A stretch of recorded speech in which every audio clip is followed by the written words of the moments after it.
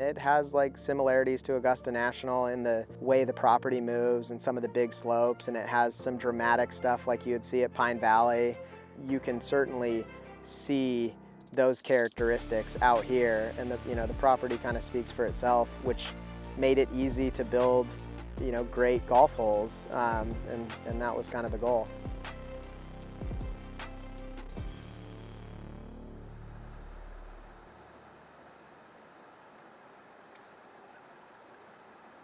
The vision of the club was come as you are, come have fun. You can come in a collared shirt, or you could also come and play in a t-shirt and listen to music.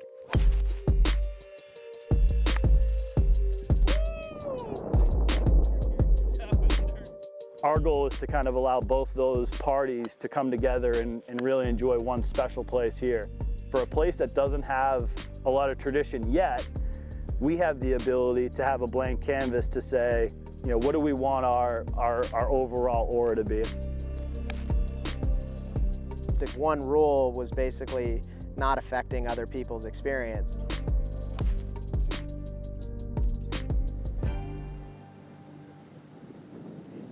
All day.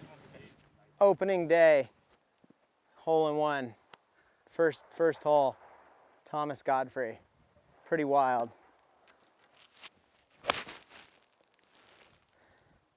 Get up, get up. Yeah, number one, as you can see, par 3, which is super unique.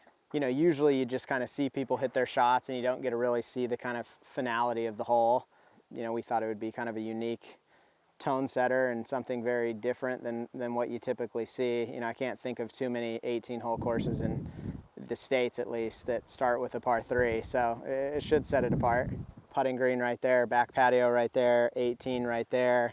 Just gives kind of everybody the chance to see what's going on. We got the land under contract early or mid 2020 and kind of had a, long due diligence process to figure out if it was possible. And so, fast forward, it was actually my birthday that we bought the property, which was a cool birthday present. And, then got to figuring out how do we get all of the things that are needed basically to turn it from, an overgrown forest into a golf course.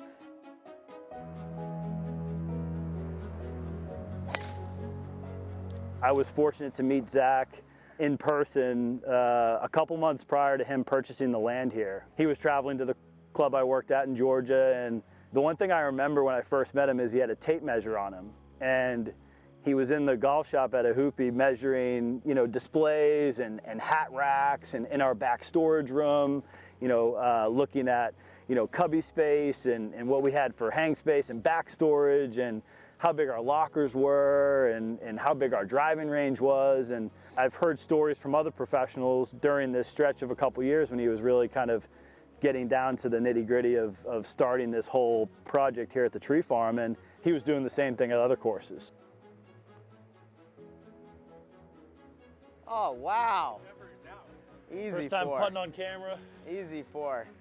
Well, my dad, developed golf courses and, had a few little kind of executive golf courses, driving range, kind of mom and pop type places. So, from a very young age, kind of saw him sketching golf holes out. So I kind of just wanted to be like my dad. So I think that's where it really kind of started. And then I think college and when I got on tour, started to be able to see a lot of really cool places and get to go play a lot of the best clubs around the whole world. And that also kind of piqued everything of, hey, this isn't like some of the stuff I've seen in Utah.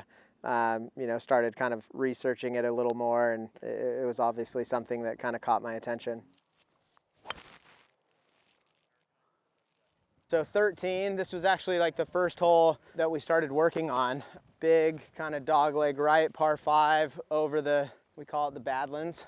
I think it's like 13 acres. Yeah, so it's a big hole. I think it's a really cool hole though, because it doesn't really matter how far you hit it. It's really how close you can get it to kind of the right edge of the fairway to be able to go for it in 2. I think this is honestly like a pretty unique hole. So no real no real kind of like template or anything was used when we were building it. It was just kind of like, hey, let's make a really cool risk reward par 5 that has some options on the second shot. This was kind of the first stretch of holes we built, 13, 14, 15, 16. And this is, you know, I would say one of the fan favorites when they come. It's pretty, you know, aesthetically pleasing hole, especially when you get up to the fairway. And this is kind of one of the handful of like really, really cool reveals. He's an amazing listener. He's an amazing communicator. I mean, it's so funny. We'll have a prospective member out. He's been emailing back and forth with Zac, and Zac's on tour, you know, trying to win golf tournaments on the PGA Tour, and he's emailing these people about, hey, you know, call me, you know, I want to talk to you about the tree farm. And this guy's like, well, you tee off in about 45 minutes on the PGA Tour. I'm looking on my PGA Tour app. You're wanting to kind of talk about this place. And, you know, I think it's given him a great balance out on tour too, to kind of have this as a project. I mean, I think as you travel and you're on the road for work and any sort of kind of business, I think having a side, you know, not a side hustle, but something to kind of keep him away on downtime to really sink his teeth into has been great for him. Uh-oh. So I first met Kai Golby on my way down to a golf trip with, you know, a handful of the people involved in the project, I guess. I didn't necessarily go into it being like, hey, I'm like interviewing this person. It was more just, hey, this person's a golf course architect, and he would be a great person to at least kind of bounce some ideas off and figure out, like, you know, how does Zac Blair hire somebody to come build this project?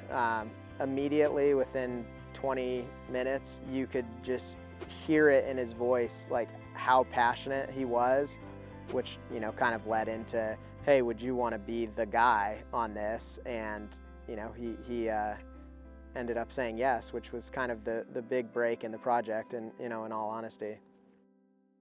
Kind of right before construction, we went over to England and played a bunch of places, and we went to Rye. And one of the cool features there were what they call the rye brows that are, you know, on the edges of greens and basically in place to stop you from being able to putt, you know, when you miss greens. So we did them with bricks instead of wood and called them Kai brows. You know, it was mine and Kai's idea, more Kai's idea than mine. I think they turned out cool and people seemed to like them. I had messed around and done, you know, tons, hundreds probably of routings on my own. And then it was kind of like, hey, we should get Tom to help. Like, he's the best in the world at this. So Tom Doak, obviously, golf course architect, you know, probably one of the 2 or 3 biggest architects living right now, I would say, in terms of this kind of new wave of like golden age architecture, right? He ended up being hired to do the routing.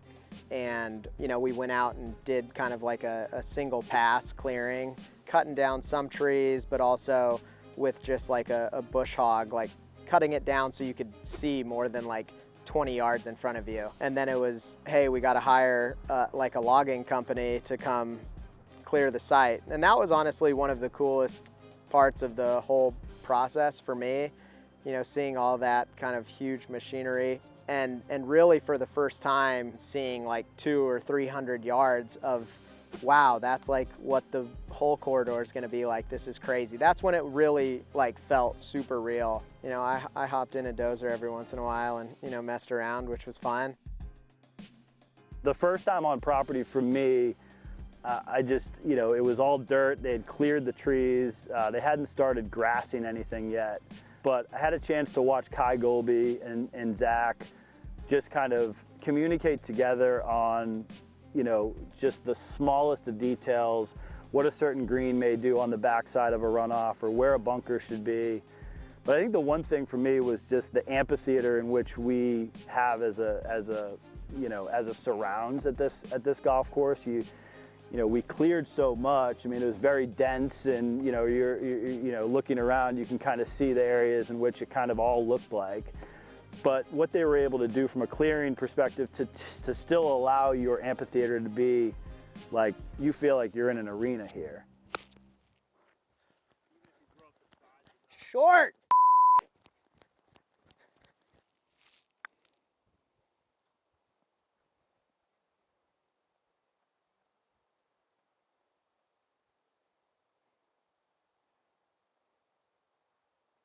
Needed it a little more that way.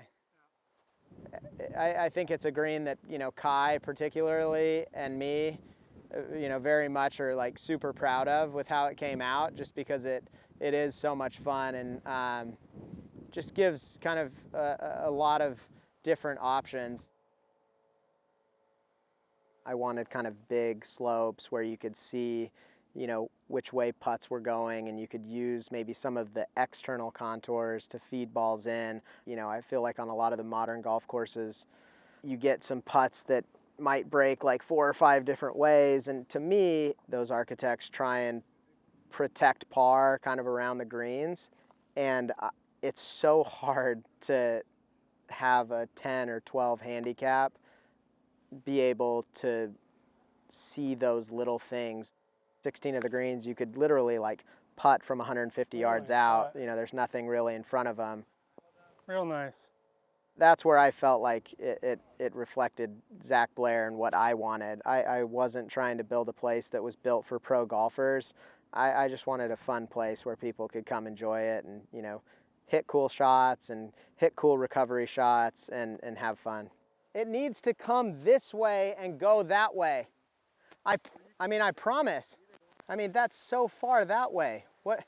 I mean, I didn't want to go that way. That wasn't even close to where we said. I told you right at the black pipes. You didn't. I mean, you're in the freaking middle of the bushes over there. What are you talking about? Mine is f***ing perfect right there. That's right where I told you. That's literally right where I told you. I made it. Thanks for coming.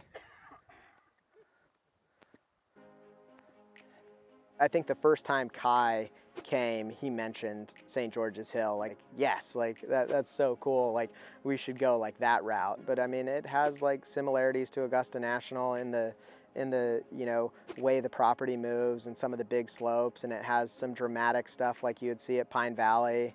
You know, and I'm not saying this place is those places, but you can certainly see those characteristics out here, and the property kind of speaks for itself, which made it easy to build, you know, great golf holes, and that was kind of the goal.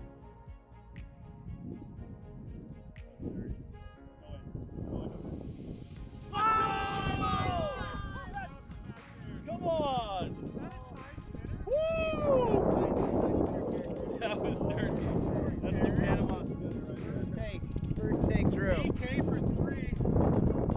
The short-term goals are 52 beds, an amazing clubhouse, food operation, a golf course that continues to evolve and, you know, really kind of grow in. I think the build-up to get to this point, from, you know, purchasing the land before COVID, going through some of the changes in the construction side of things, I think everybody is really excited to kind of, you know, as we're looking here, watching the clubhouse and the cottages come together, and, you know, getting some heads in beds and some people really enjoying the overnight experience. So, you know, in the next 3 or 4 years, I think we're really just looking forward to kind of, you know, reaching our goals of what we've been talking about since 2019 and 2020.